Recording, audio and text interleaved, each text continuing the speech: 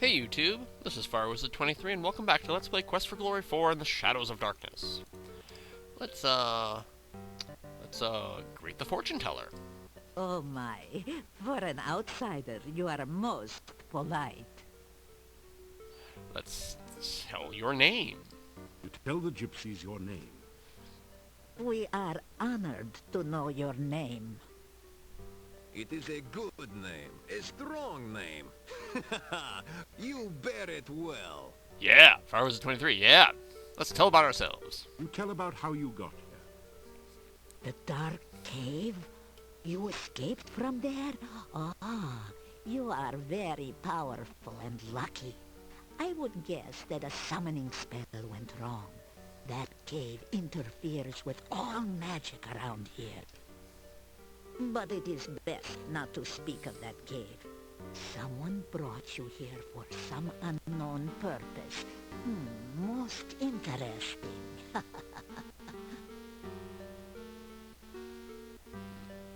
We can tell about the gnome and the scary dream later, but let's talk to these people. Let's talk to Davey first. Let's ask about werewolves. We gypsies are not werewolves. We are shapeshifters. We take on the form of wolves for hunting. How about the name? You can call me Davey. Names are very important. Davey is my name to outsiders. I also have a gypsy name and a true name. True names are not given lightly. How about the true name? Gypsies never ask others for their names. Never say your true name. Never speak the true name of another. To say another's true name aloud gives you power over him, if you are indeed more powerful. Otherwise, it gives him power over you. I don't think that has any relevance on the game. But I'm actually really fascinated by that concept, but I don't think it has anything to do with the game. Gypsies. We are roving traders. Our home is our wagon and campfire. We would have left this valley long ago if the flooding had not washed away the road and filled the mountain pass with swamp. How about the pass? The road from the town used to lead to the pass to the southwest. That was the only way in and out of this valley. How about the swamp? The swamp is an ill place, and we gypsies stay far from it. How about your capture? What happened? I was borrowing some corn from the corn stalks outside Stealing. the town when the burgomeister and some townsmen came from the gate. I moved behind the corn stalks to stay out of their way. They looked to be heading to the graveyard. Then, one of them pointed at me and shouted, and suddenly, they all grabbed me. I had no chance to run. I had no idea what was going on. I knew gypsies were disliked in the village, but I did not know we were so feared. Okay. Let's talk to Magda. Her name, I think it's Magda. Yep. You may call me Magda. That is the name I go by with you gorgeous. Gorgio is the word we call anyone who is not a gypsy. Okay. Actually, I want to ask about Baba Yaga, but if I ask a different tree, that helps. Tell about the gnome. You tell about the gnome and his problems. Interesting. Baba Yaga has returned only recently to this valley. We have had scent of her to the far south. But the path to her hut is blocked by magic. You will need to find a way past that magical barrier. Let's tell about the scary dream. You tell her about the frightening... You know, the one we had her on a staff. Dreams are messages. Such a message may be obscure or meaningful, depending upon the sender and the dreamer. The meaning of this dream may be clearer when you have had more of them. And that's true. If we have successive dreams, we do actually find out, it becomes a little bit clearer what's going on. Now tell me about Baba Yaga. There are many legends about that ogress. We gypsies avoid her when we can. She is dangerous to enemies, and she takes offense easily. Yes, she does. She has her hut to the south. There is some sort of magic hiding the pathway there. Her only weakness is her love of food. Be careful if you need to approach her. Yeah, did you hear the legend about Baba Yaga when she got turned into a frog? Oh! How about the fortune teller? What about you, miss? I have been gifted by true sight and foreknowledge. These are gifts with knife edges. Oh, I have seen my own death, and knew my true love's death the day I met him. Still, it is most useful. I will read your fortune in the cards, if you wish. You have only to cross my palm with silver. So much for the legends about werewolves, huh? Or at least a coin of value. So wait, don't be... But I warn you, no future is fixed. What the cards show of the future can happen, but only if you take the actions to create this future. And it is not easy to determine what those actions are, dear. Such is life.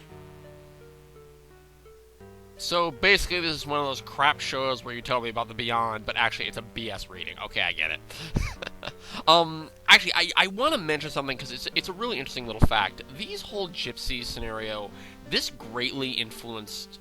There's a huge influence of these characters on the novels of the Twin Blades that I'm writing. So for those who are going to keep following those books, I mean, there's a huge set of influences, especially what she just said about knowing her own death and stuff. That's a big part of this. Big part of that. Spoilers. The Valley. This valley has always been a nexus of power. Magic is very strong here. My people for generations come here to renew and strengthen their ties to the mystical way. My dear, we are not the only ones drawn by this power. The magician Irana created a magical refuge here. Others, more dark, were drawn here as well. Oh, be wary and watchful at all times here. The magic of this land has become twisted, and there are many dangers around you. Oh. What's interesting is she mentions that magic is twisted, but yet our magic seems to work just fine. I think that would have been kind of an interesting thing if, like, our magic didn't always function properly.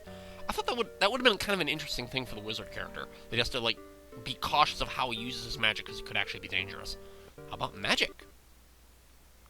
There are many places and things of magic around here, and I am certain you will come across them in your travels. How about Irana?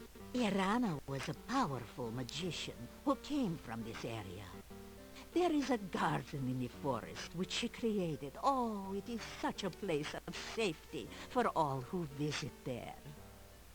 It is said that her final resting place is near here as well. Her staff stands in the town and protects those within the walls from outside harm. Similar to the calm spell that was cast upon Spielberg. Also, by the way, a continuity note. This presents a continuity error from the very first Quest for Glory game because it was suggested that Irana's Peace in Spielberg was actually her final resting place. I mean, we open the tomb and find the calm spell there, but it's believed that that is where she's actually buried. The VGA remake of that game actually corrected that error. That it is stated by Zara in Spielberg that is only, I believe, a myth. Like, they're not actually sure if that was true, so that corrects the continuity of the series, if one considers that canon. And how about the Dark Ones? There are some things about which even I dare not speak. Even thinking about such creatures attracts them. Let us hope that you never need know of such matters. Okay, something else. How about werewolves? Creatures of the night. Shapeshifters, skin changers. We are man or beast by our own will. To run on four legs, to howl at the moon, to chase the terrified prey through the hills. This is what it is to be truly alive. Oh,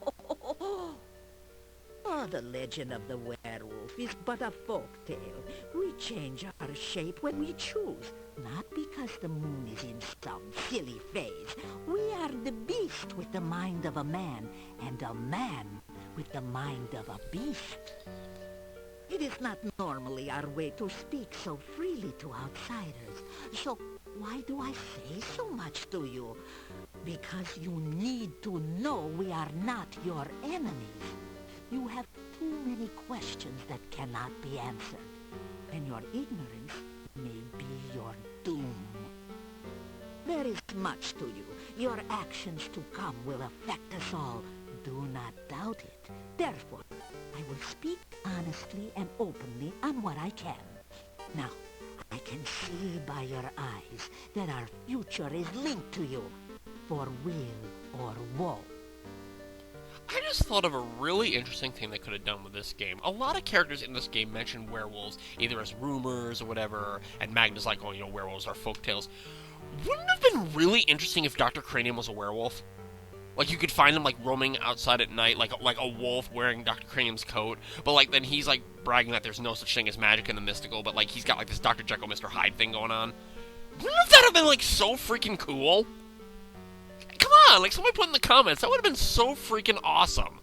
Like, just, like you're the biggest, you know, hypocrite of your own theories and beliefs, or, like, you just won't admit it. Or, like, he was trying to research his own condition to try to cure it or something like that. That would have been awesome. Gypsies.